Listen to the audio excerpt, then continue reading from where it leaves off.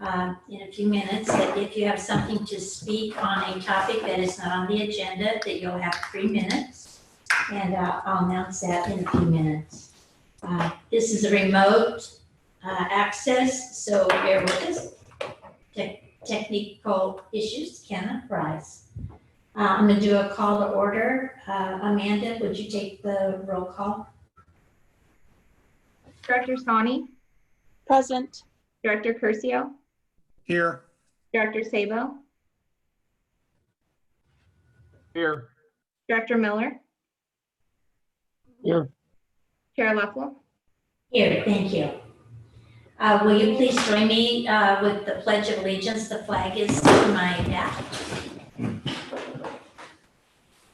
I pledge allegiance to the flag To the flag of the United of States, the United States of America, to the the republic republic for which it stands, one nation, one nation, under God, under God, indivisible, with liberty and justice for all.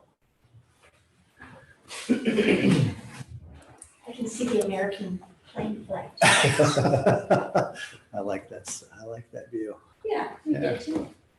I'm going to call for any communications, announcements, or informational items that are not on the agenda. None from staff. Okay. Anyone from the board have anything they would like to comment on or relay the information? Okay, seeing none, I'm going to close communications. I'll open it up to public comment.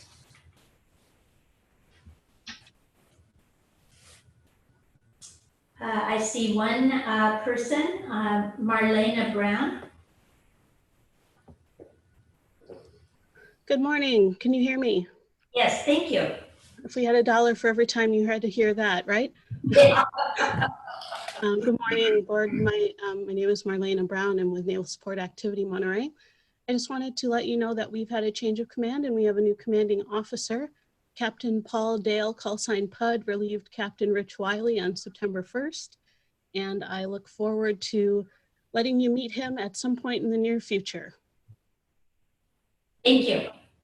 Thank We you. look forward to meeting him. What was his call sign again? PUD, P-U-D, PUD Dale. Okay. Mr. Douglas McKenzie. Good morning. Morning. My comment is I object in the most strenuous terms to the format that you all are using for your board meetings. And in fact, my girlfriend and I have prepared a demand under the Brown Act that we'll be submitting very soon to you all. I think this is really a travesty. Thank you. Thank you. I do not see any other hands raised. So I'm going to close public comment. Mr. McKenzie, can you take your hand off? Thank you. Okay, the next item is our consent agenda, and there are several minutes on there of various meetings.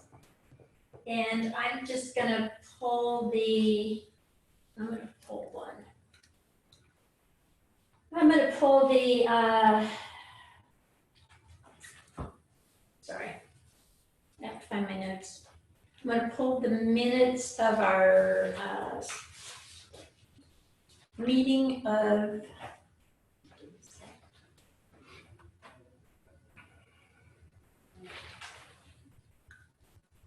August 12th. Do we have anyone who would like to pull any other minutes for discussion? Okay, I would entertain a motion. So moved. Seconded We have a motion by and Miller. for all of the minutes other than August 12th, correct? Correct. Yeah. Yes. Can we have a roll call, please, Amanda? Director Sani?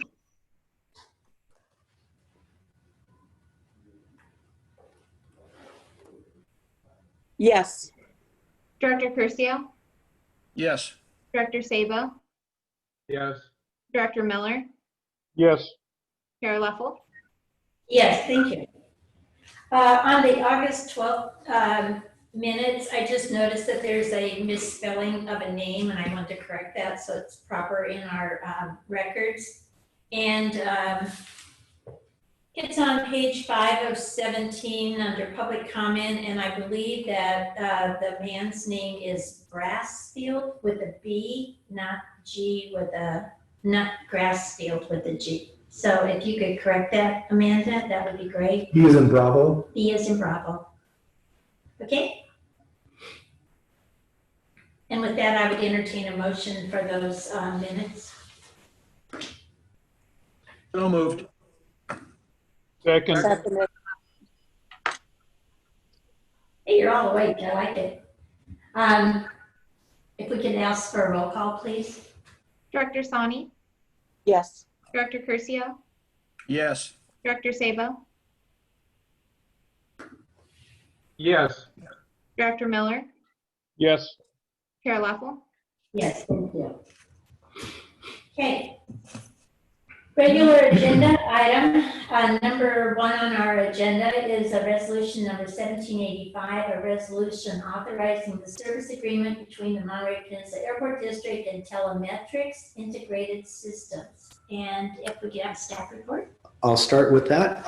This is a resolution that would authorize us to begin updating our audio system, our PA system in the terminal building. Chris Morello and her team have been on the point on this. I'll let Chris walk you through the specifics.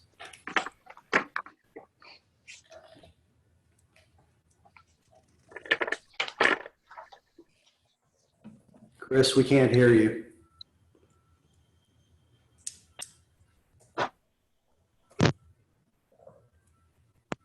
There you are. Can see you but can't hear you. Good morning, everyone. There you go. As approved in the fiscal year 2021 capital improvement budget, there was a project, a PFC funded project that included a number of improvements to the terminal. The first was FIDS, which was approved at the last meeting for the contract. The other one was the PA system upgrade project.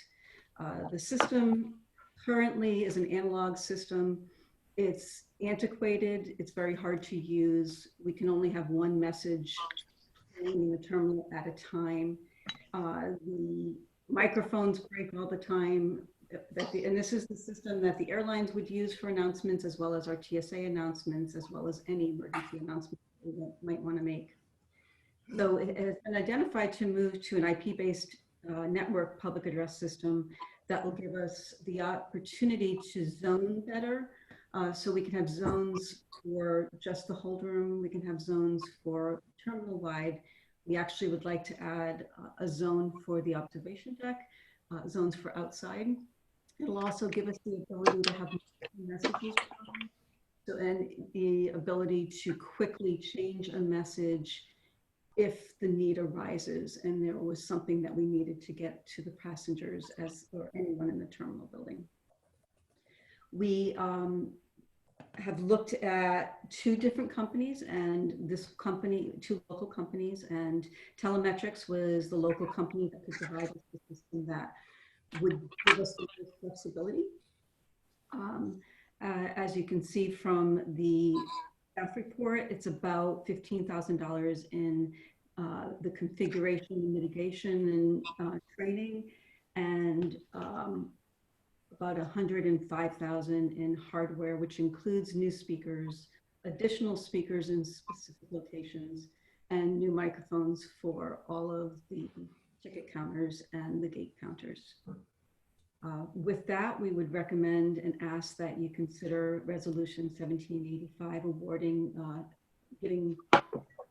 authorizing the executive director to execute the associated purchase order with Telemetrics to upgrade the system. Thank you. At this time, I'll open that up to public comment.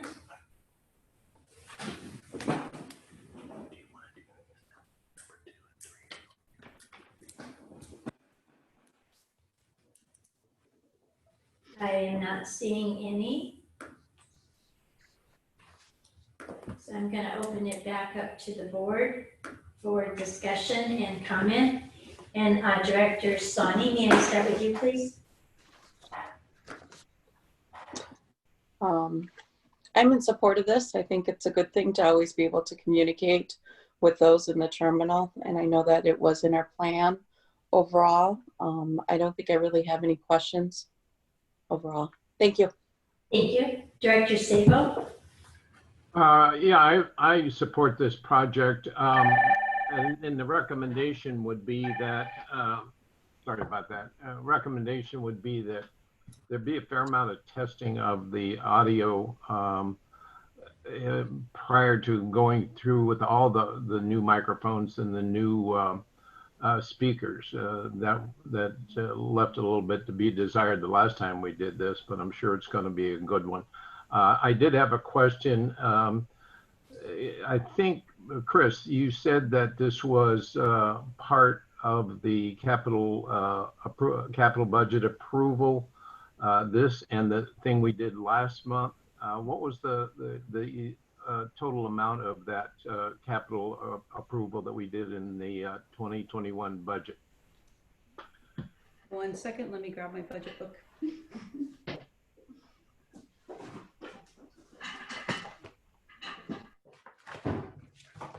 So the total amount for these projects was $420,000 was identified.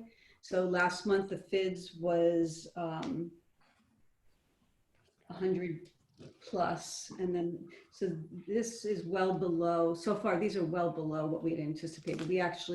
This is right on budget. The PA system was exactly what we had estimated when we had put together the budget. Is there more to come? Are there additional components to come that are going to come out of that same capital budget item? Correct. There will be a few more, and there will be some upgrades for ADA compliance. Okay, thank you. Mm-hmm. Thank you. Director Miller? I know we've already discussed this, and I approve moving forward with it. Thank you. Thank you. Director Curcio? No questions. Thank you. Do we have public comment? Did you ask for public comment I already? did. Okay.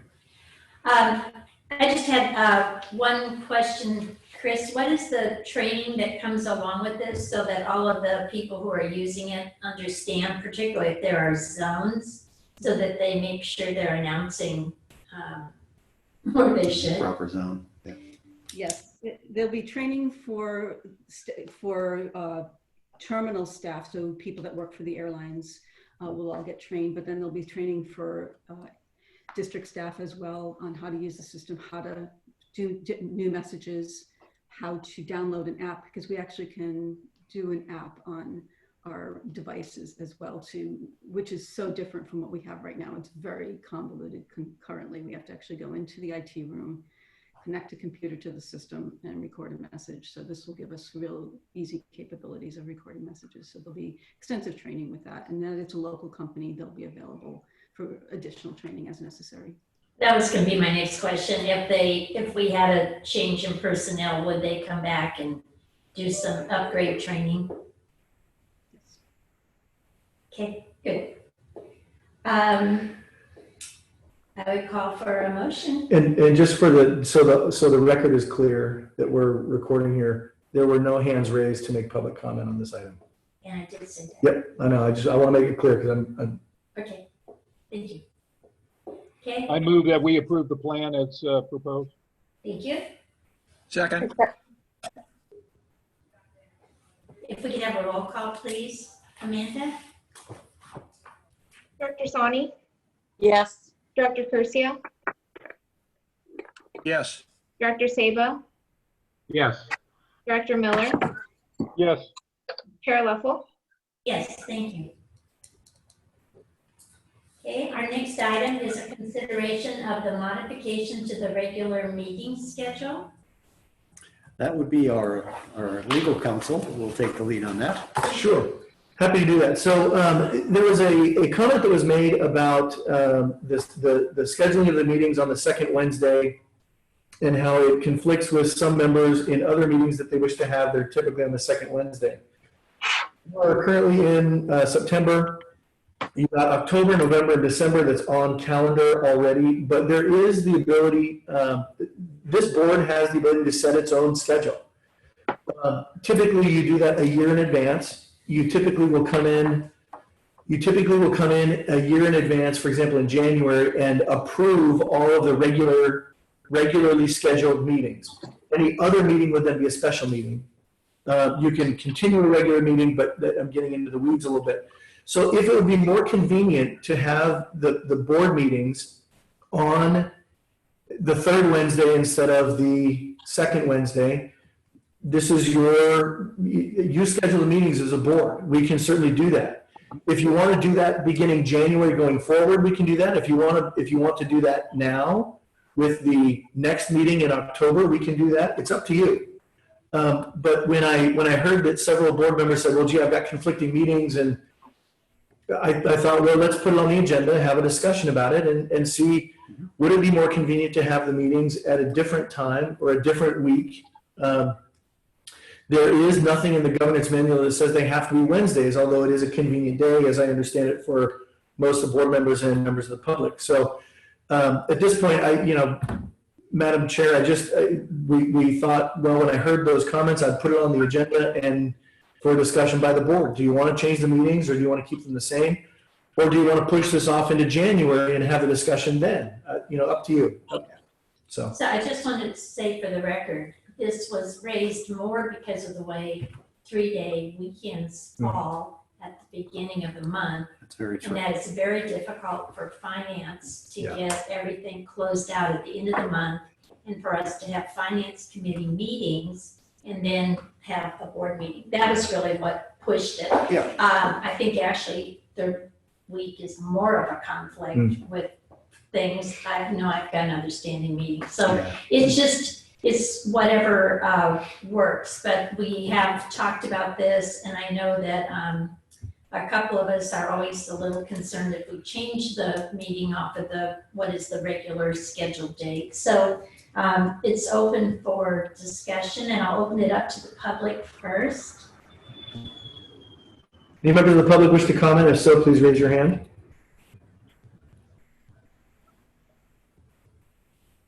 Madam Chair, I see none. I see no hands raised, so I'll bring it back to the board. And Director Curcio, can I start with you, please? Sure. I like the idea of moving it to the third Wednesday.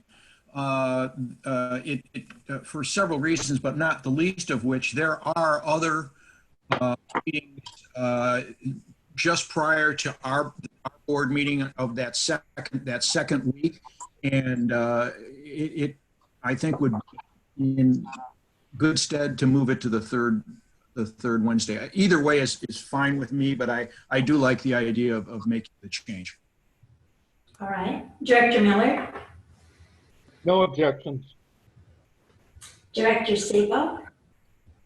I was one of the ones that was concerned about us frequently changing the date of the meeting, so I support this particular concept. My recommendation would be, considering this is the first time that I've considered specific days of the week or days of the month, that we defer a final action on this till the next meeting, and maybe I'll provide our comments to staff on any objections to a set schedule of the third Wednesday of every month, and then finalize it next month. And I would be in favor of going forward with whatever decision we make next month, going forward for the remainder of the year. That's my end of my comments. Thank you. Director Sani?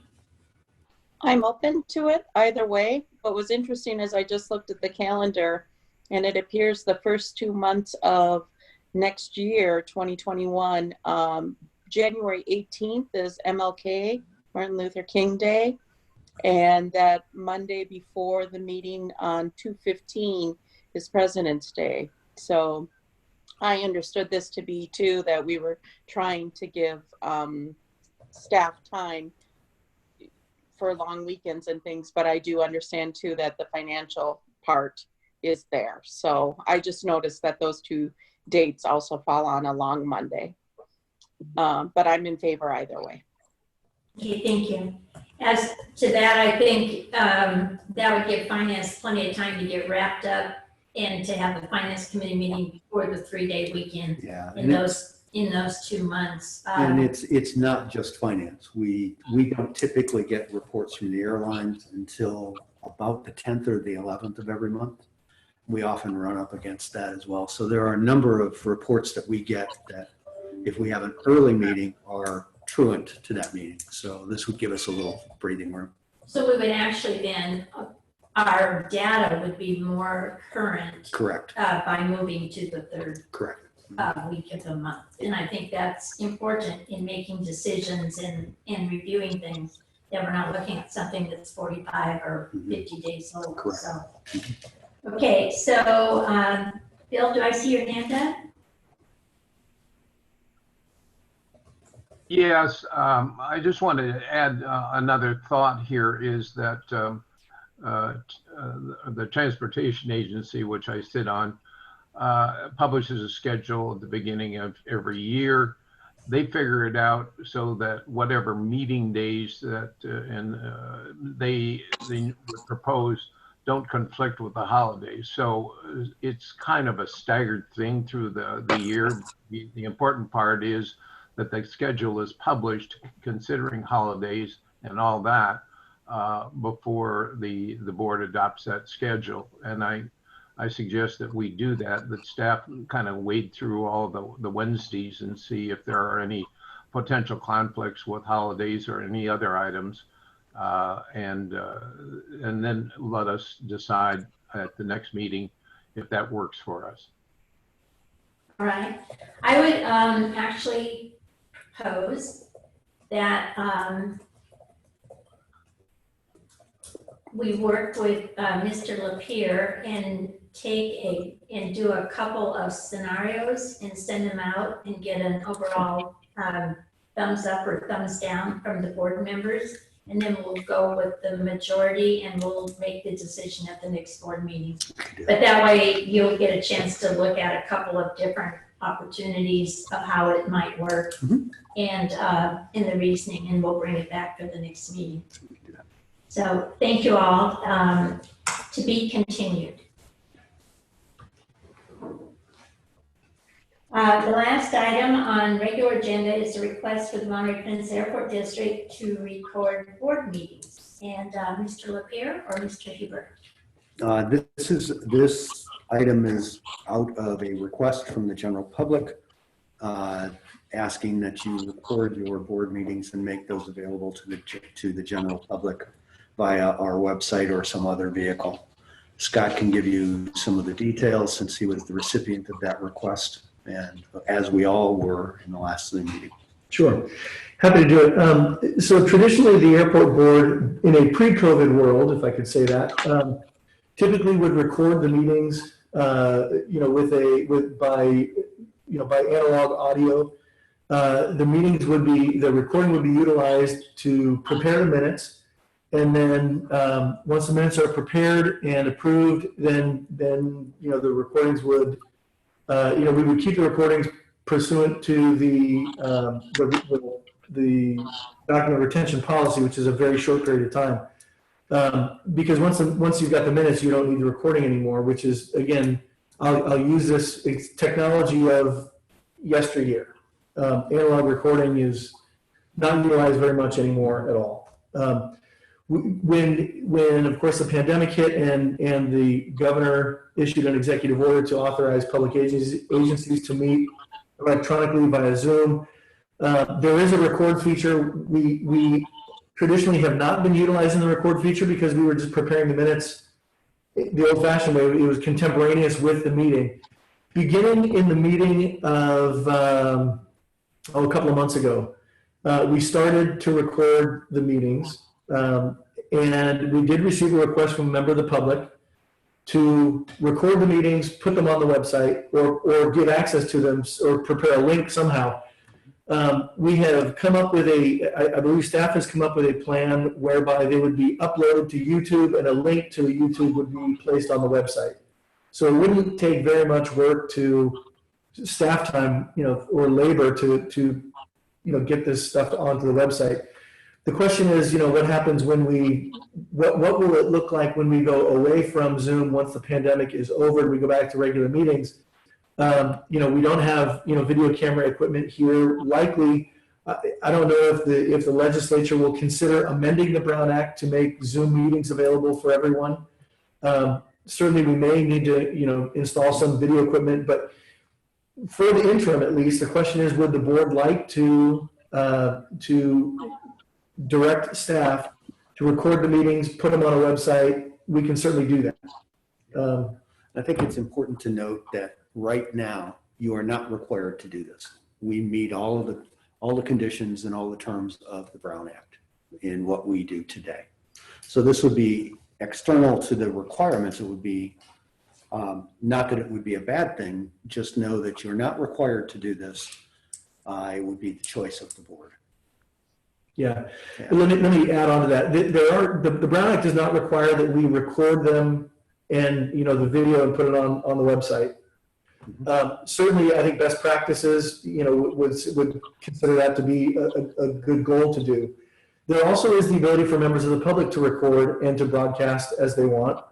There's nothing that prevents that either. Right. So it would give the opportunity for the public to see the workings of the board, the discussions of the board. Again, up to the board as to what you'd like to do. I think it's technology is moving that direction, and so we wanted to. It's a legitimate request. We thought we'd bring it to the board and get your input. And there have been some pieces of legislation that have been floated, although not passed as yet, that I'm aware of in Sacramento that would not, while not making this a full requirement, would strongly suggest that you do.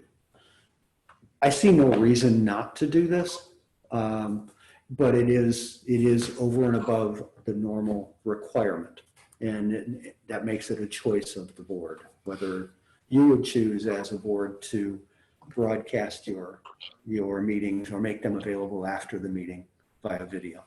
Your choice. We can accommodate either. But all right, I'm going to open it up for public comment. Please raise your hand if you have a comment on this item. Any members of the public wish to comment? There is one, Madam Chair, Mr. McKenzie. All right, Mr. McKenzie, please. Yes, I have quite a bit to say about this. I have filed Public Records Act requests for the recordings of the meetings, as you may or may not know. Mr. Huber provided me with a recording of the August meeting, which I posted to YouTube. My opinion is that it's costing the airport not to put the recordings or not to make the recordings available. I have to file a Public Records Act request to get a recording, which I think is a bit absurd for you all to be paying your attorney to be dealing with me on this matter, quite seriously. I don't see what it is that you all would object to having your meetings made available to the broader public. I just can't see any conceivable reason. And I look forward to hearing what y'all have to say, quite frankly. Which brings me to another procedural point. I think the public comments on each agenda item ought to come after we hear from the board members. Because otherwise, we don't have an opportunity to comment on what each of you are saying. not on top. So I think I've said enough on this. Thank you. All right, do we have anyone else from the public who would like to comment on the item that is before you, which is whether or not the meetings would be recorded? Kim Shirley?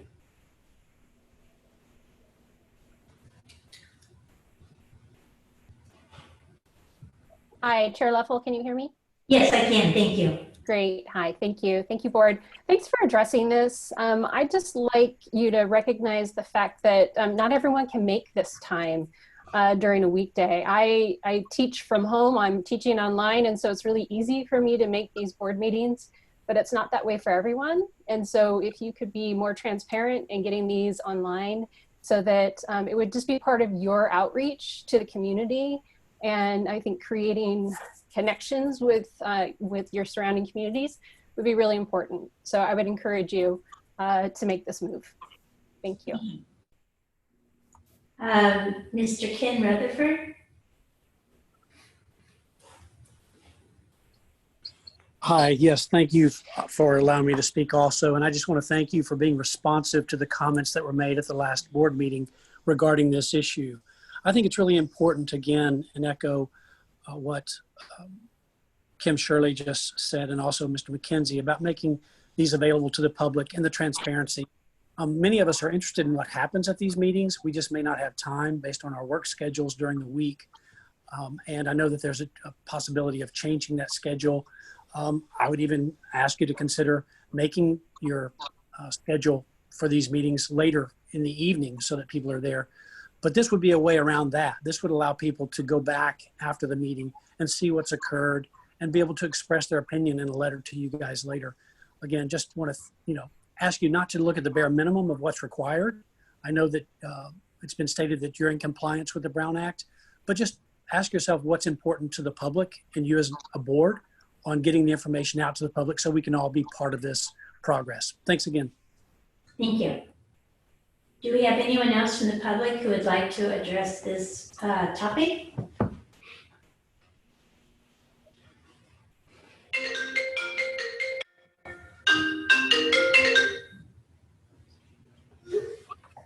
Okay, I see none. No other hands raised. I'm going to close public comment and bring it back to the board. Mr. Curcio? Sure. I have absolutely no problem with recording these meetings. I think it's a good idea, and no objection at all. I think it'd be helpful to the public, and as several of the public comments have indicated, not everyone can be on our schedule, and absolutely no issue with this. I think we should move forward and do it. That's it, period. Thank you. Director Miller? Yeah, I have no objection to this. It seems like a no-brainer, pretty easy for staff to do, limited expense to us. So I would support moving forward with putting the recording of our meeting out there. Director Sabo?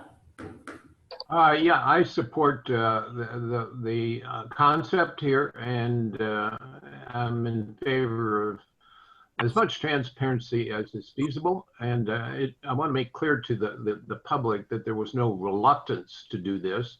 It's just been in our 50 years of having this board, it just never really came up as an issue before. So I think going forward using new technology is a good thing, and so I support it. I would ask staff or Council Huber, is there consideration of doing this live as well as recorded? In other words, I'm not sure what like the city of Monterey does. I don't know whether they transmit this live as well as recorded and put it up on YouTube. So during, as a result of the governor's executive order, during the pandemic, we are broadcasting this live. You see, you have seven or eight attendees. They're able to make comments on any item in which they raise their hand, just like at a board meeting. When they, pre-pandemic, when we had board meetings previously, any member of the public could come, and if they wanted to make a comment on an item, they would either pull a speaker slip or raise their hand, and they would be given an opportunity to speak. That's the same way right now with Zoom. Any member of the public can raise their hand, whether they're on the phone or on the webinar. They are able to use the raise hand function. And I would note we currently don't have anybody on the phone. Otherwise, I would give instructions, as to how to do that. But any member of the public can make a comment. That's, you know, and so this meeting is being broadcast live. It is open. The Brown Act does not give any requirement that you do that, but again, best practices would say, you know, best practices would say, be transparent and broadcast it. That's not a problem. The issue is, what will this be like post-pandemic? I don't know the answer to that. And what I mean by that is, I can see the legislature post-pandemic saying, you know, the public really liked participating via a Zoom webinar. Let's make it so that meetings can be broadcast. Let's make a requirement that meetings be broadcast. If we are able to do that, at some point in this boardroom, we will have to add in some audiovisual equipment that would allow for the microphones to be connected into an internet connection or a computer of some sort, so it can be broadcast out to the public. We would need to add some equipment to do that. We don't currently have that here, but we're not there yet. And so it doesn't really matter what the future holds. We'll deal with the future when we get there. If this board's decision is, let's go ahead and broadcast them live, then we'll start making arrangements to do that. Right now it's easy because we're doing it via Zoom. In the future, we can do that, and we can certainly prepare for that now if that's the pleasure of the board. I think we've got plenty of runway left to make that happen before the governor starts rescinding any of these orders related to public meetings. Well, I think it's an advantage to the public to be able to participate in these Zoom meetings, and I certainly support putting them after the fact up on YouTube, but I think there's some merit to considering using this Zoom capability with a camera, or however that might work, to have a Zoom meeting where you can raise your hand and speak and do the same things we're doing now, just among ourselves, if you lack of a better term. So I fully support not only recording the meetings and putting them up on YouTube, but if possible, have staff within a reasonable period of time come up with a solution which would allow us to have a Zoom presentation live for the public at that point, even when we go back into our normal mode, whatever that might be. So thank you. Thank you. Director Sable, can you take your hand down then, please? I will lower my hand. Thank you. Director Sani? I'm in favor of this as one who's been on the other side as a public, just asking for greater transparency with organizations. I definitely support this, and I do support what Director Sable was asking too, that we look at potentially continuing the Zoom participation. None of us know post-COVID what's going to be required, but I think it's worth looking into and seeing what the costs would be for the airport board or the airport district. Thank you. Thank you. So I'm totally in support of this, and I think it's important that we do it.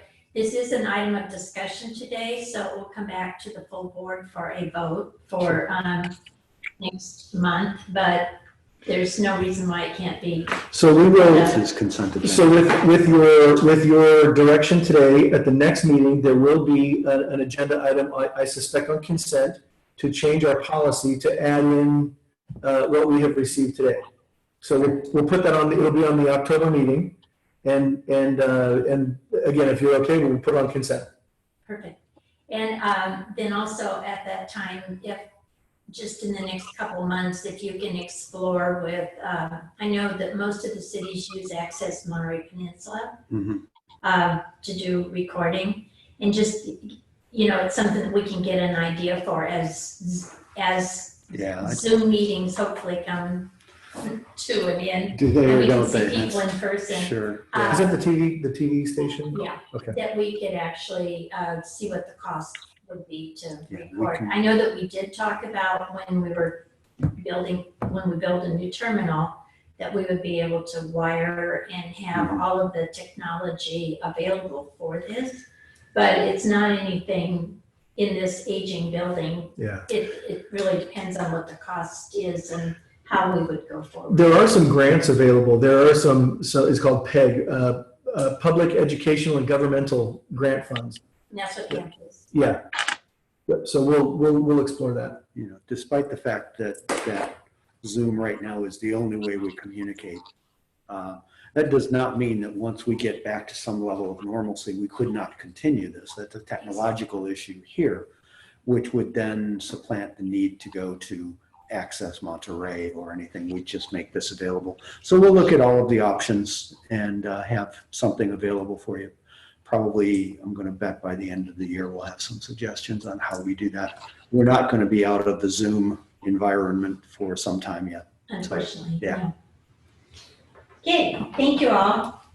I'm going to close the discussion on item 3. And we'll go to board committee reports and acceptance of department reports. And we'll start with budget and finance. And Director Curcio, would you like to go first? Sure, Director Leffel, I'll be happy to do that. Finance Committee met. Good news is that it was kind of a bland meeting because things are going well and according to the current situation that we're in. So there really were not pleasant surprises, but nothing that was off kilter. The operating revenues for July 2020 actual was $457,460 with a budget of $300,519. Operating expense actual $644,604 versus budgeted $707,013. Operating income loss, July actual loss $187,144 versus a budget of $406,494. The variance reports and receivables are actually in pretty good shape. I had a bit of a concern initially about one of the rental companies, but then when we got further into the discussion, it's obvious that all of the rental companies are running behind on receivables. Other than that, Mike, help me out on this. We had one tenant that is late multiple times and is again late. Can you help me with that one? Who was that? That was Forza, and yes. Shortly after our meeting, Mr. Forza resolved his delinquency. He's current. Great. Good. Great thing. Yeah. Variances were nothing that we didn't expect. All in all, considering the situation that we're in this COVID world, I think the airport staff is doing an outstanding job of maintaining the best numbers that we can. The flight numbers, which I'm sure we'll talk about later, but considering the situation we're in, the Dallas is running 76%, Phoenix 54%, and United 25, Alaska 20. So they continue to bump up, and we hope that that's going to continue to be the case. Chair Leffel, anything else you want to add? Just jump in. I'm going to ask, I see Mr. Bergholz is on the meeting now. Could you go over the audit schedule with the board, please? The original audit schedule, field work was to be completed mid-September. Test work field work was completed in August, around the 17th. Report preparation would go from the 17th to the middle of September. And the plan, after internal reviews and auditor reviews of the report, there would be a draft presented at the October finance meeting as a version 1, a near complete. And we were notified by LSL CPAs that a question rose. The CARES Act and the mechanics behind the CARES Act raised some concerns about financial presentation. So They had contacted the office of the OMB, the government reporting agency, and asked questions about presentation and disclosures. That has not been resolved. In the audit report, there's actually 3 components. There is the operating audit, operating financial audit. There is the single audit related to grant activity and federal and other grants.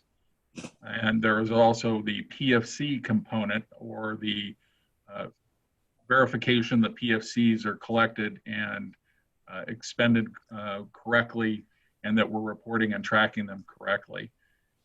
The single audit report was going to be placed on hold, and the auditors didn't feel it was appropriate to provide that to the Finance Committee at this time.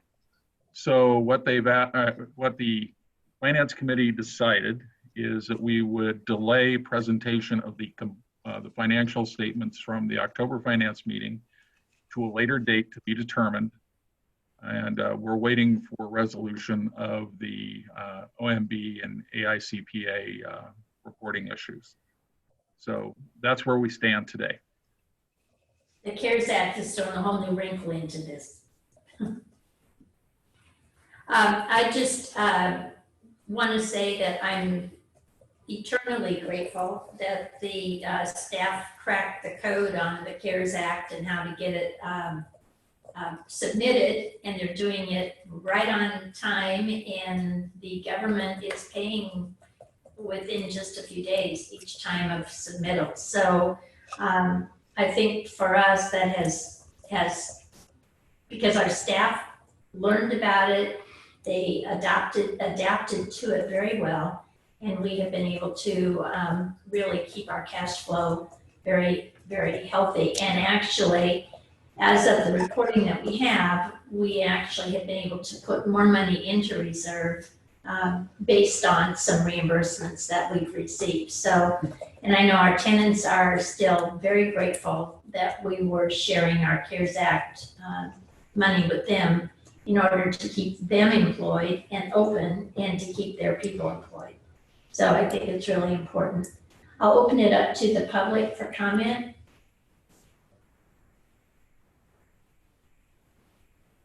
If you have a comment, would you raise your hand, please? Okay, I see none, so I'm going to bring it back to the board. Director Miller.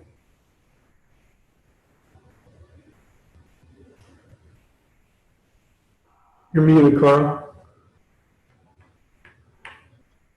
Carl, you're on mute. Hang on. There you go. How's that? Perfect. Yeah, you just want to comment on finance report. Just on finance right now. Yes, nothing to ask, and thank you for the report. Good report.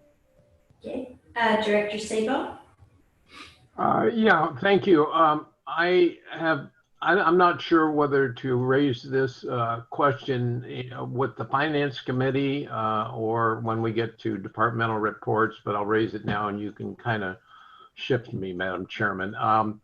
I've always had interest in our having clear understanding and visibility on the cumulative use of the CARES Act money in here, and where it's going and how we're doing. Our financial presentations right now pretty much reflect what we have always done in the past, but the CARES Act money, unless I'm wrong, doesn't appear on our income statements. And so I have this sense that while we spent $710,000 to pay off some CalPERS invoices, that came directly out of either one, our cash reserves, or it was a balance sheet item, which we never saw on the income statement. So my question is twofold. One, what is our cumulative CARES Act drawdown so far up to whatever date is most current? And two, can we see that in a special category or a notation or something on the financial statement so that we know? And three, where did the money come from for the $710,000 that Mr. Burkholz indicated in his narrative in his financial report? Where did that $710,000 come from? Mr. Burkholz, would you like to talk about the way you do that all year so that we have the money to pay it? Absolutely. Historically, the CalPERS UAL funding, we systematically would put operating income away in reserves as we would go through the fiscal year. So we would have funds available to prepay the CalPERS UAL funding. It saved the airport 4%, which was I would consider one of our best investments, was that prepayment. So actually, historically, it's come out of reserves. This year, again, it came out of reserves. We did pay it from our operating reserves.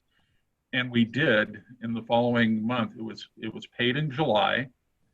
And then in August, we submitted for reimbursement through the CARES Act.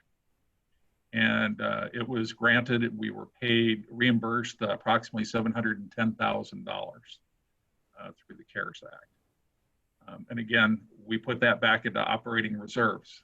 And since we have an operating deficit, again, it's prudent to put that money away because we will have that bill come due 12 months from now, approximately. So we satisfied it from reserves. And then when CARES Act gave us the funds, we put the money back into reserves. Okay, and that's, there's not any suggestion that was inappropriately handled. It's just that we don't have a view of this CARES Act reimbursement money. It doesn't appear on the income statement, and maybe somewhere on the cash flow statement or something, a notation could be made of reimbursements from the CARES Act money and what it is cumulatively, that's a hard word to say, cumulative amount out of the total of $12.5 million that we got. If that could be possible, I think it would be aid in our understanding of how we're doing. Director, I think there's a simple solution here, and if you did not get that, we'll make sure that you do, and we'll make sure that it appears in the future. We prepare for Finance Committee a running total of activities related to the CARES Act. If that's not in the general documents that you get because you're not on committee, we'll make sure that everyone gets that. I think that'll answer your questions. And it has been at every board meeting prior to this one. It just didn't get in the package this time, which was a question I was going to ask. So if we could make sure that it gets into the package, then everyone will have a better idea of it. Yeah. Thank you. Thank you. Hand is, by the way, my hand is down. Thank you. I'm proud of you. Director Sani? I have no questions. Okay, thank you. We're going to go on to Air Service Marketing and Community Relations, Directors Sabo. And also, right now, we're doing this together. So Director Sabo, did you have anything off of the report on finance that you wanted to ask a question about other than what you just did? No, I had no further questions. Okay. So we're doing the committee and the department reports at the same time, so we don't have to go back and revisit it. So now we're going to do Air Service Marketing Community Relations. Director Sabo and Director Sani. I was not in attendance, so I will let Director Sabo speak. I got to be king for a day, and so we had a good meeting, and we talked about employments, and there was suggestion was made to, which I think Gary already talked about, employments and that they're increasing gradually. it was during our busiest season. We expressed some concern about how is it going to be when we go into our typical fall slowdown period a little bit. It remains to be seen. Nobody has a crystal ball. There is some interest in having a display on our the operations report on what the current schedule is of enplanements, departures and arrivals, to add in there simply a notation, an informal notation as to what we're expecting going forward in this case, October, November, December, and maybe even further out. If we know that the airlines have already scheduled, put us on the schedule for additional flights or expanded routes, then display part of the ops report. I'm looking at my notes here. So then we talked a bit about the noise comments, and as usual, the noise comments are rather there's a lot of them, and a lot of them come from the same persons. I added we discussed maybe providing some notices to airmen which are kind of an official document that pilots use before they take a flight, and indicate in there what our more about what our noise abatement procedures are, what our preferences are for using the charted visual approach, all of which directed at maybe getting awareness among the pilot operators and even NorCal, the Northern California Approach Control, as to what the constraints are going into Monterey to somewhat mitigate some of our noise issues.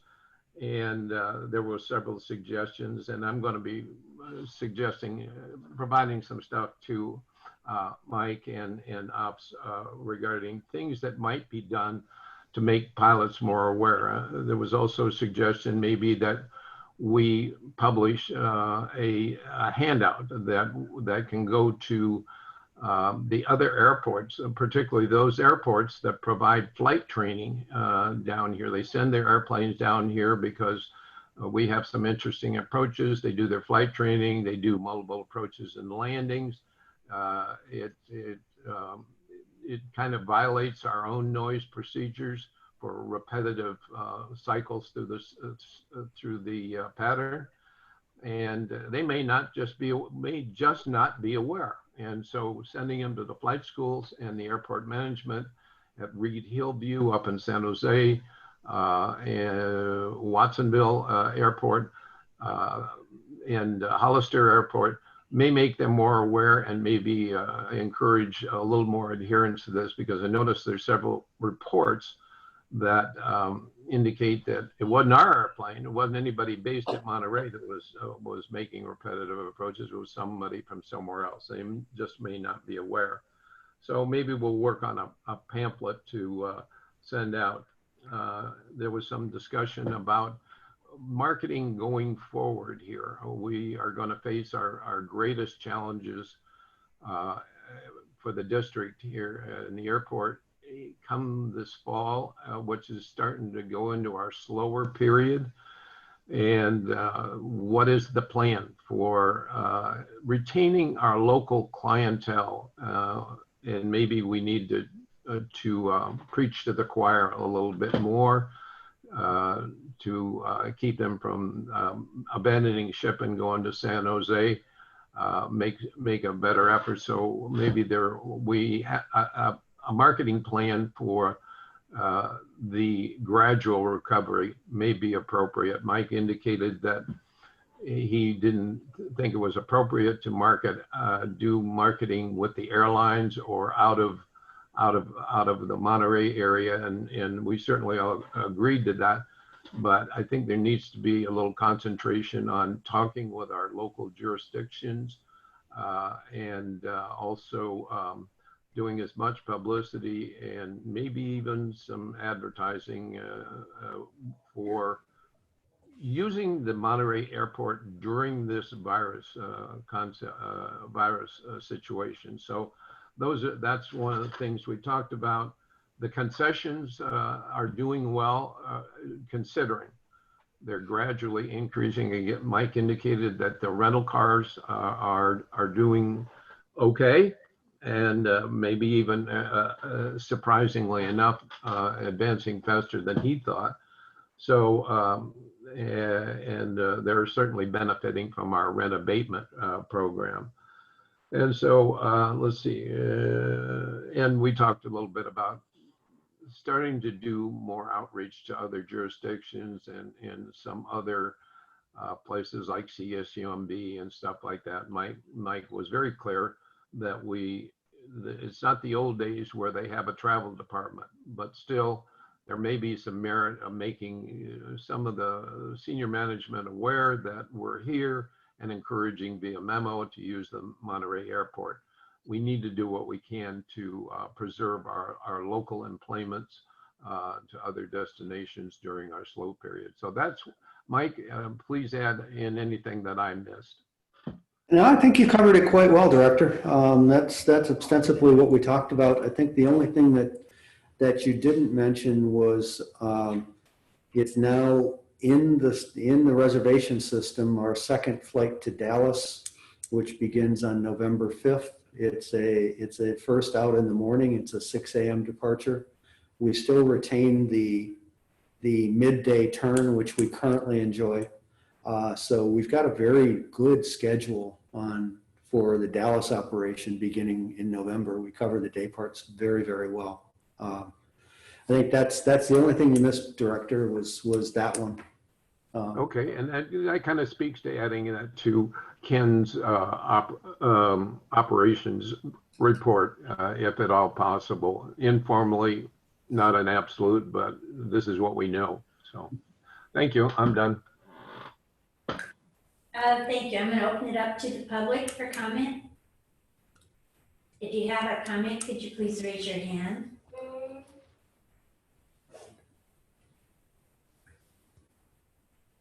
All right, seeing none, I'll bring it back to the board for any comments or questions. Director Curcio. I have no questions. Thank you. Director Miller. Yeah, I have a few questions. First off, with the cancellations and the delays, I mean, they look pretty good. I know our service has really been cut back. The one that really jumped out was the 5 cancellations for Phoenix. Maybe somebody can share, were those last minute cancellations due to the fires, or were these planned cancellation because of reduced enplanements or something? How did that affect our traveling passengers? No, I think what you'll find, Director, is that those were all related to 2 things. One, the temporary flight rules that were in place during the fires, particularly the river fire and the Carmel fire. There were some temporary flight rules that restricted access from the east to the west. And then the compounding problem was during our infield project, for a period of time, the glide slope for the ILS on 10 right was down because of the construction. So we lost some minimums there, and because of the smoke and the conditions in the area, we did lose a couple of flights, and they seem to be more related to Phoenix than anyone else. Okay. Weather related or quasi weather related, if you will. Okay, very good. Thank you. And I brought this up at our last meeting, and I still notice that we're doing the same thing on the noise complaint log. So we get these complaints where people are very specific, 1,000 feet, actually 400 feet. And the inference, our only response under action taken is acknowledge and noted. Was this a violation of one?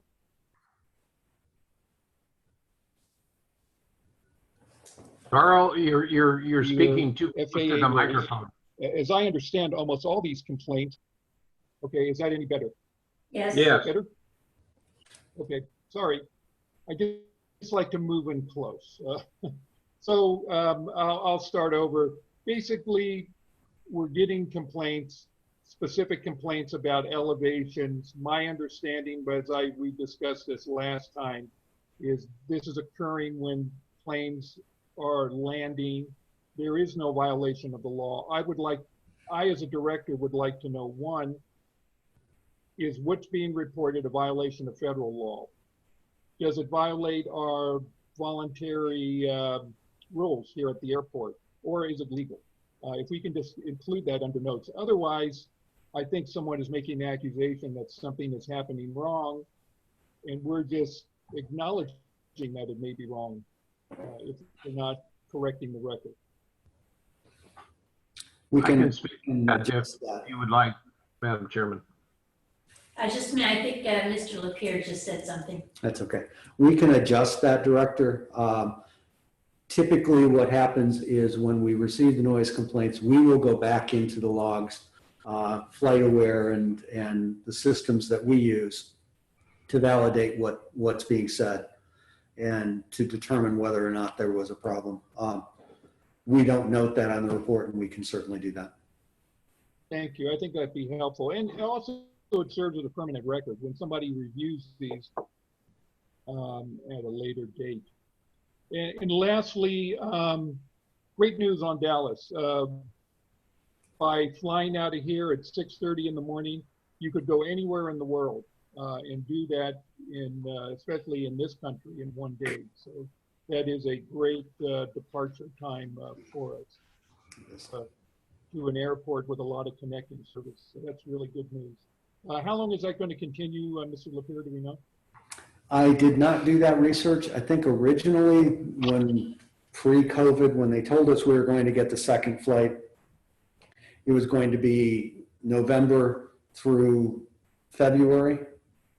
I haven't taken the time to look to see whether that in fact is what they're still planning or not.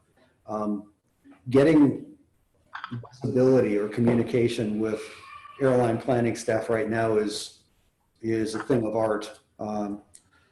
They're not doing business the way they normally do, where they have a plan for 6 or 9 or 12 months out.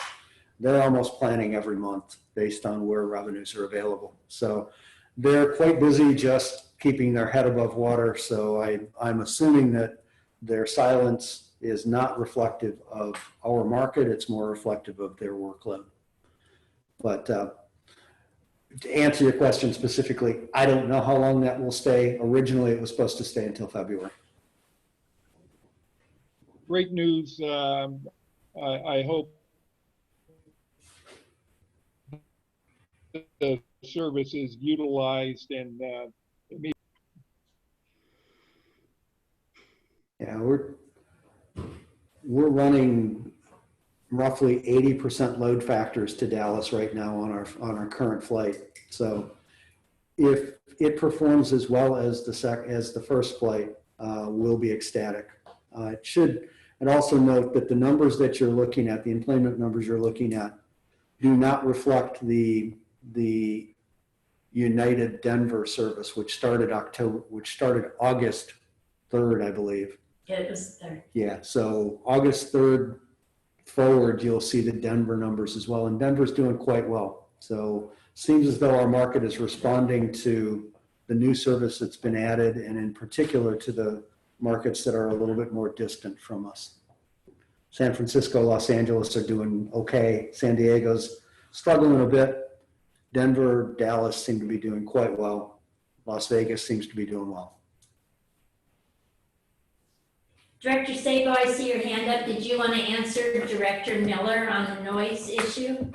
Yeah, I did. One of the things I didn't comment about the air service report, in coordination with Mike, I did a little outreach to 2 of our noise concerned citizens, Mr. Nowak and Lauren Vershup, and I actually called them up on the phone and had a nice chat with them. And I emphasized it was a very nice chat.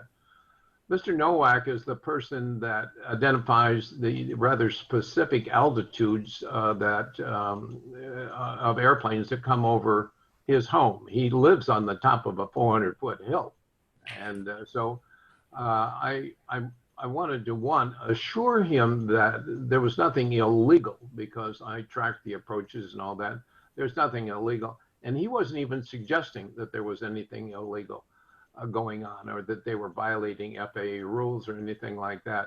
What he was doing was using an application on the internet that will provide that information. And he was trying to make the point that these airplanes are very low over his house, you know. And we had a great discussion. He is an actual frequent user of the airport.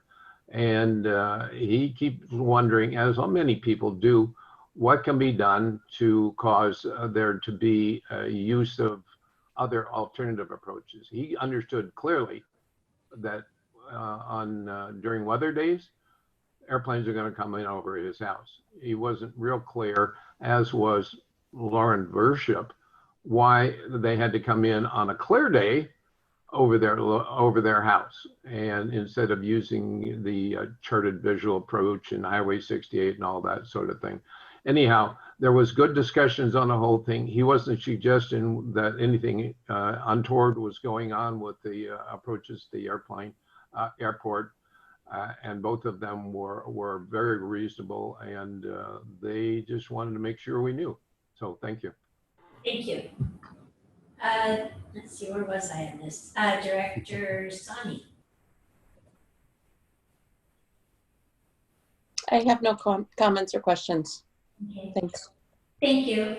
Good report. I'm excited about the additional Dallas flight. I think that's fabulous. And we'll hope that people discover them and book them, and that we keep them.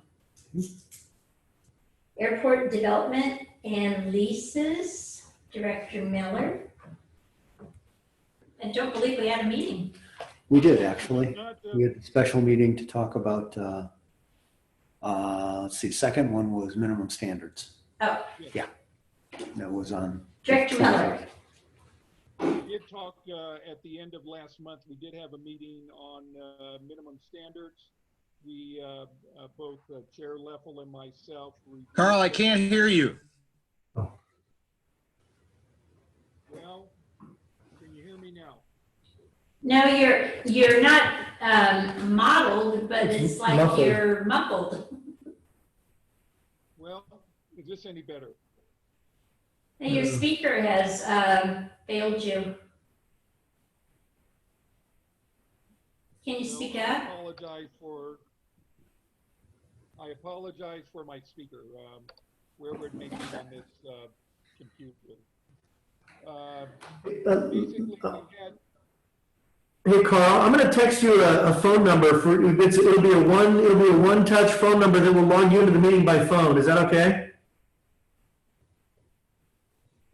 You'll still have the video, but that way it'll give you or are you using your phone?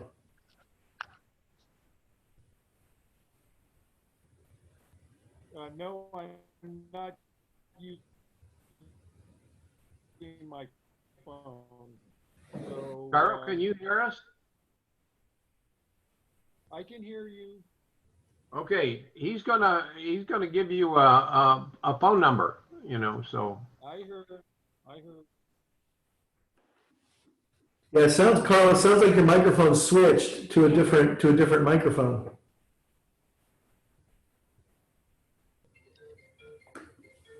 Let's see.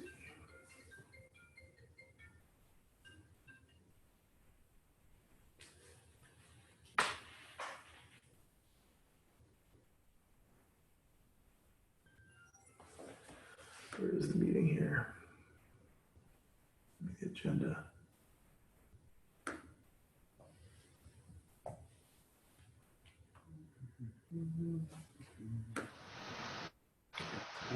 Yeah, I got it right here.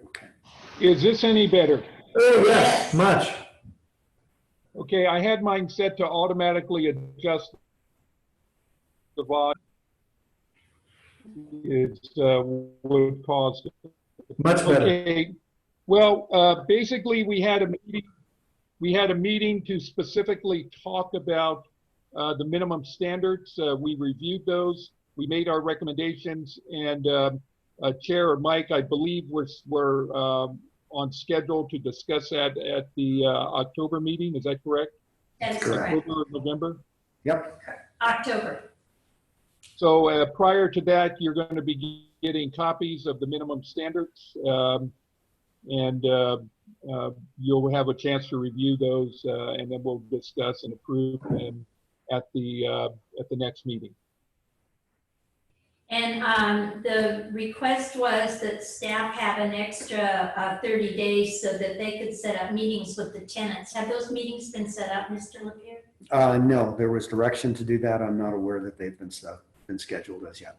Okay, so the meetings with the tenants will be held prior to the board adopting the new just waiting for regulations. distribution so that the board has first right to look, and then we'll have the meetings with the tenants. And those are, and just follow, those are actually going to be emailed out to the board, the draft today.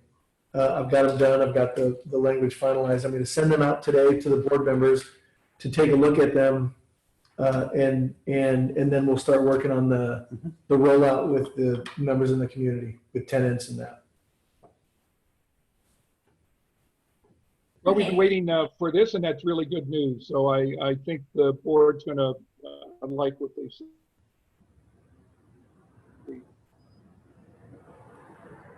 Perfect. That's the end of the report from the committee. Do we have any member of the public that would like to speak on this topic?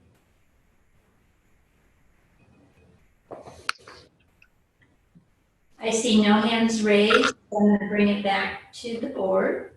Director Sani?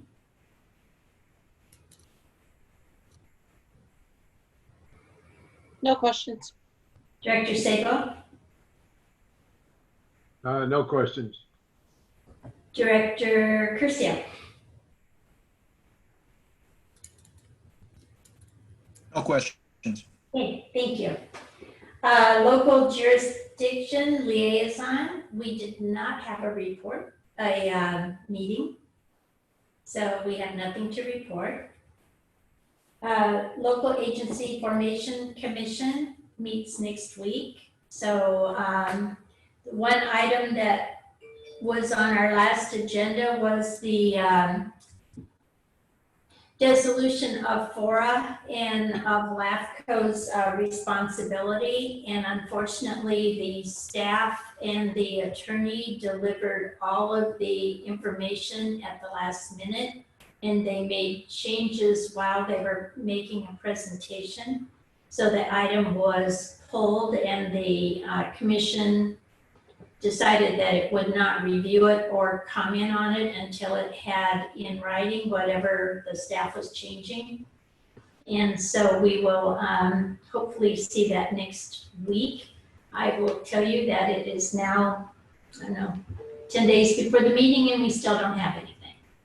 And it's a big document. So after the FOR board took 2 or 2.5 or 4 years to dissolve itself and to get it done, I found it inexcusable that the districts and the cities and the county would be required to act on it without ever having seen anything prior. So another month would not make much difference at this point. So we'll see what happens. I'll report back when we get that. We also, LAFCO has been named in a couple of lawsuits, one of which with an unpaid contractor bill at FORA, and it was in dispute.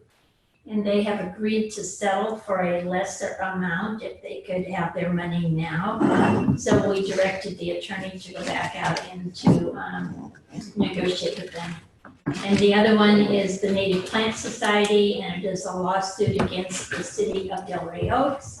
And it is a lawsuit, they named LAFCO as they said they will not come after LAFCO for anything. They're object of affection is Del Reyes, but that they, still LAFCO is named in the suit. So, there's nothing else to report on that. It's just ongoing and everyone's trying to to get to some type of a resolution with it. So I'll let you know as that unfolds. So I'll open up to the public on any comments, questions, thoughts. I see a hand raised, Mr. McKenzie.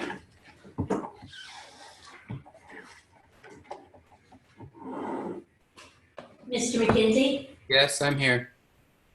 I'd just like to comment on your comment that Delray Oaks was the object of the Plant Society's affection. I like that. Thank you. You're welcome. Hopefully it gets resolved. Any other comments from the public? Okay, I'll move it back to the board for any comments. Director Curcio? I have no questions or comments. Director Miller? None. Director Sabo? None. Director Sani? Shall be an interesting meeting next week. No comment. Bring my pillow. Thank you. Regional Taxi Authority, Director Curcio, did you have your second meeting? We did. We met earlier this week. We had to have a special meeting because the ordinance that was being considered required 2 readings. So we had the second reading this past week, a couple of days ago, and it was passed, and it is a 2-part ordinance. One is going to require that all drivers have to complete a Taxi Americans with Disabilities Act certificate training, which is held by MST. The second part of the ordinance is that all RTA taxi regulations requiring all taxi cab drivers to install a contactless fare payment device on or before June 1, 2021. And that measure was adopted, and the meeting lasted all of about 10 minutes. So that's, and we don't, I believe, not meet again now until June of 2021. Thank you. Thank you. I'll open it up to the public. Any comments on this topic?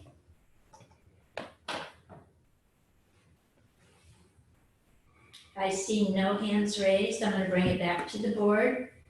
Director Miller? No questions. Thank you. Director Sabo? Nothing. Director Sani? No questions. I have none. Thank you. The next report is on the Transportation Agency from Monterey County. Director Sabo?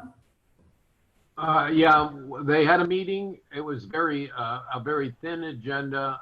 The primary item, other than giving out awards, they give a lot of awards at TAMC to their, particularly to members of their staff. But in any event, they were reporting on Measure X revenues, which is the sales tax measure that was passed 3/8% to fund pothole repair and do some other road work in the county. And needless to say, the sales tax revenue is slipping. But apparently it's not slipping as much as they had forecasted. So, but it is putting a crimp into some of the road repair projects that the cities are undertaking. And the way that Measure X money works, they have to have approval for their road projects, and then the funding comes after the fact. So they're starting to get a little tight as the cities are experiencing. They're getting a little tight on the revenues. Other than that, there really wasn't anything meaningful. Caltrans has a new guy in charge of our region down here. I encourage staff to get to know him. He seems like a pretty reasonable guy, and he introduced himself and reported And he seems like a pretty reasonable guy, but I think he probably has something to do with our road proposals on Highway 68. Anyhow, that's the end of my report. Thank you. Open it up to the public for any comments. Public comments, any hands raised? Okay, I see none. I'll bring it back to the board for any comments or questions. Director Curcio? I have no questions or comments. Director Miller? Award? Bill, have they given you an award at TAMC? I proposed that, and there was some support for that, but it didn't pass. So, but I'm undaunted. I'm going forward with it with another proposal. Self-nominations are fabulous. Keep us posted. Director Sani? I just have a question about what's going on at 68 at the corner of Airport Road. Not related to TAMC, but I drove by last week and they were doing work in the evening. Does anyone know just what's going on there? You mean Olmsted Road? Yes, Olmsted. I believe, Director, that is some utility work and some tree work, but we've not been notified of any construction-related work there at all. Okay. I just drove by and thought of it as this was coming up. Thank you. About that time of year when we start to see them actively pursuing tree removal that could be a hazard in there right away. Okay. All right. I have no questions or comments. Thank you, Director Sabo. Special Districts Liaison, Director Miller. We did not have a meeting this month. Our next scheduled meeting for Monterey County Special Districts will be next month. I do not know who the speaker would be, but once we find out, Amanda will send that information out, and hopefully we have good attendance. It will be a virtual meeting at least for the next 2 meetings, I believe, until we return to normal. Chair Leffel, you were going to respond to any legislation that was of interest to yes, and I did not see anything that was like hot for us. They had a couple of issues on taxes that had to do more with educational districts. So I have not seen anything that would impact us as an airport district, but I'm keeping my eye on it. So thank you. Thank you. That's all I have. I'm going to open it up. The last one is the Association of Monterey Bay Area Governments, Mr. Lapierre. I'm going to ask for a pay increase here, because there were 2 meetings between our last board meeting and this one. So, no, just joking. 2 good meetings. The first was in August, and 2 issues were dealt with. The sanctuary, the Monterey Bay Sanctuary resiliency, or not resiliency plan, Monterey Bay Sanctuary plan regarding placement of sand that's been dredged from the harbors, and that was part of the overall plan, and there was a lot of discussion around that. Probably the most important one was the approval of the Central Coast Highway 1 climate resiliency study, and that really deals specifically with that portion of Highway 1 from just south of Marsh Harbor to the county line, where we're still a 2-lane facility. And the study looked at how to address several components to allow for the expansion of that road. That dealt with marsh recovery, how you deal with the flows of water, how you deal with wildlife. The study was an interesting one. It had some very interesting people involved in it, which is good. AMBAG, Nature Conservancy, the Environmental Science Associates, Center for Blue Economy, County, Ocean Protection Council. So everyone was at the table for this. And what they came back with was the belief that moving forward, we should be pushing for a 4-lane section that would address the current 2-lane section from the county line south, and how to do that. So they believe that in the study process, they've determined that it is the best alternative to consider. And the next step is then obviously moving into some environmental. That'll be a TAMC-led project, but the study itself was an overall AMBAG project. The second meeting, which was last week, dealt with something near and dear to our heart, which is the transportation plan.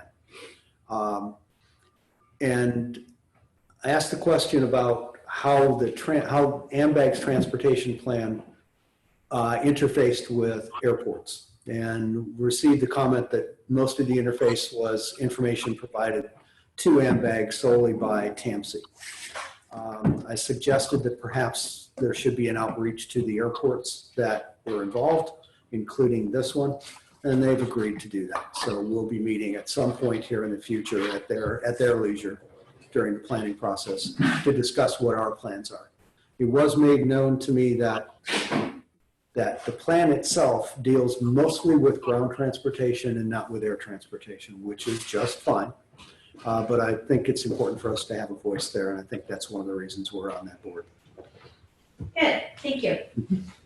Okay, I'll open it up to the public on the report from AMBAG.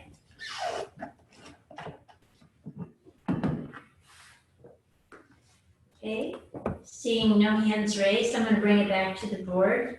Director Curcio. I have no questions. Director Miller.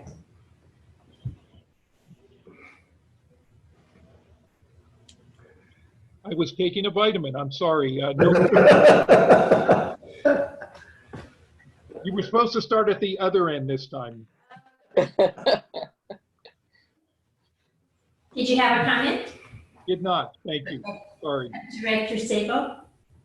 The only comment I have is congratulations, Mike. The reason that I was so insistent upon getting a relationship with AMBAG going was that very thing that you mentioned as part 2. And their typical attitude towards the airport was, we don't get any federal funds from the airport, therefore, or any funding from the airport, therefore we're not going to comment on it. And it is a ground transportation issue, and I hope that they pursue this with some vigor, which they have not done in the past. And getting the information from TAMC is a cut and paste operation. So more to come on all that, and I'm always ready to help, because they have an influence on the amount of the number of projects that TAMC undertakes,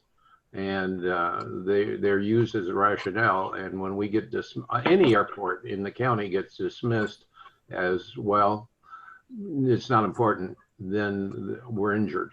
So thanks a lot. Thank you. Director Soni. All good, no questions. Perfect, thank you. Okay, that closes the all of the reporting from the committees and the department reports, other than a couple of written reports. Did anyone have anything on the written reports that were in the package? And I'm talking about fire and police and that sort of thing. I did note that only out of the month that only 3 of the fire department calls were on the airport, and everything else were off airport for either items that were along the 68 corridor or items of mutual aid. So I think that's something we need to keep our eye on as we determine what we're going to do in the future with the firehouse. So with that, I'm going to close the open session, and when we come back, we'll come back to closed session. Board, you got the email from Mr. Huber, so you have the call in. It's 10:46, so can we be back at 10:55? Sure. Okay, thank you. Thank you, public, for joining us. And Amanda, you're gonna keep this meeting open, yes? Perfect, thanks.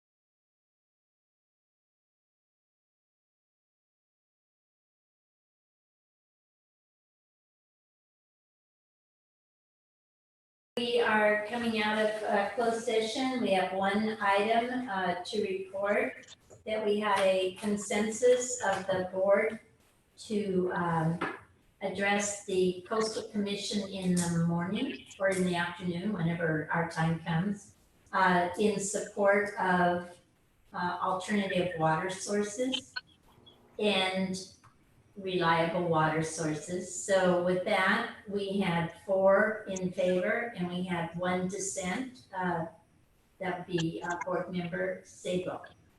So that is it. I would open it up for. Well, let me continue. As to all other matters listed on the closed session agenda, no reportable action was taken. So we have pending requests for future agenda items, and we have minimum standards, rules, and regulations, which will be on in October.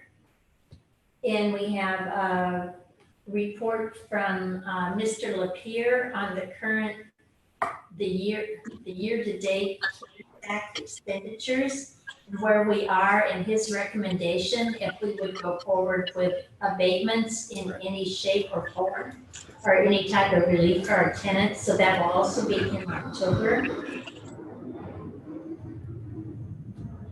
We also have the item that was the previous item regarding recording and posting the. And we have the Yep. recording Yep. and posting of the regular meetings, which will also be an agenda item for action in October. What was the second item, Mary Ann? What was the second item you mentioned? Mr. Lapierre is going to give us an update and his recommendation on the rent abatements and help that we've given to our tenants. Okay. And when we wrote that letter, when we comprised it, we said that he would give us a report out, and then we would determine what we were going to do going forward. Okay, I have one proposed agenda item. Okay. And that is, I was approached partly because of my discussions with the 2 primary noise concerned citizens that report on our noise report. I was approached, they would like to, they have some interesting ideas about how to approach this issue with the noise over Pasadena, and their primary concern is that Northern California Approach Control is not directing people over to use the Central Chartered Visual Approach. They would like to make a presentation to the board for discussion purposes only as to what they would like to do and what they propose to do. And I think it's pretty brief, but it's worth hearing from the board standpoint.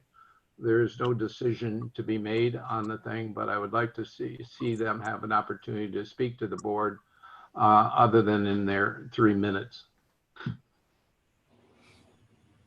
So it's these 2 gentlemen that will give the presentation, Bill? You're kind of echoing, and I'm not hearing it as well. Say it again. Who will give a presentation?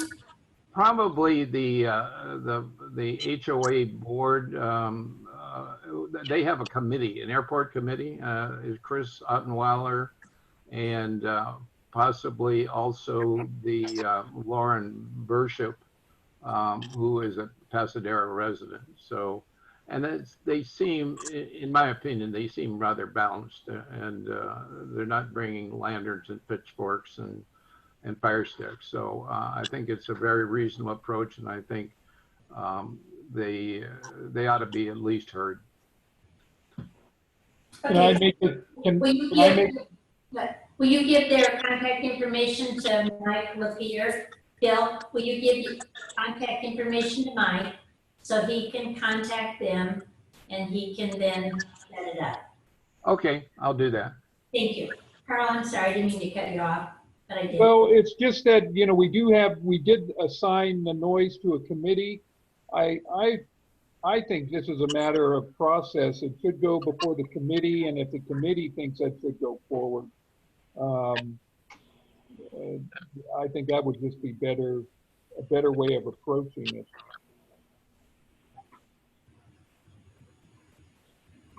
All right. Well, I'm one member of the committee, you know, and the other member wasn't available at the last meeting, so that's why I proposed it. I think it's a very reasonable request for constituents to speak to the board, as long as we're not bringing a cast of thousands to it.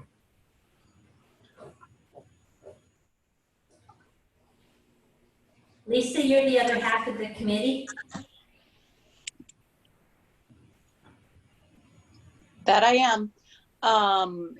Did Bill, for me to understand, did we already, they didn't present at our committee meeting last time? No, they didn't make a presentation. They approached me about being able to speak to the board because they know that their only opportunity to speak to the board is in their 3 minutes, and they want a little more time to kind of lay out their plan, which doesn't really involve the airport directly.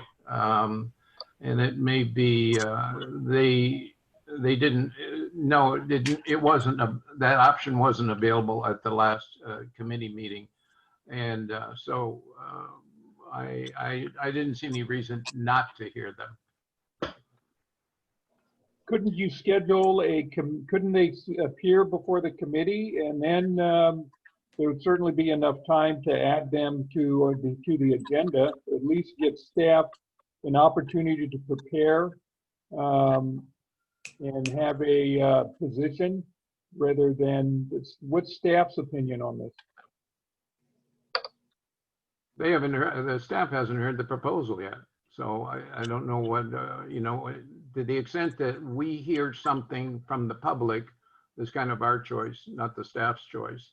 As far as a position on what they're going to say, I guess we need to hear what they're going to say. I'm just trying to manage expectations, Bill. I've been down this road before. Yeah. Gary, would you prefer go to the committee before it comes to the full board? So when I was a member of Air Service, that was exactly the procedure. We had the same exact thing come up. I believe Carl and I were Air Service at the time, and we had a meeting with, I think, 4 of the folks from Pasadena on a committee level. That was the process, and I don't know that the process has changed. Okay, so Bill, if you will give their information to Mike and he can schedule them for the committee so that Lisa also gets the opportunity to hear them. And then if the committee decides that it should move forward to the full board, then it can. And otherwise, the staff will continue to work with them and to see if we come up with some good solutions. The staff will do what? Then the staff can work with them to see if there are some good solutions.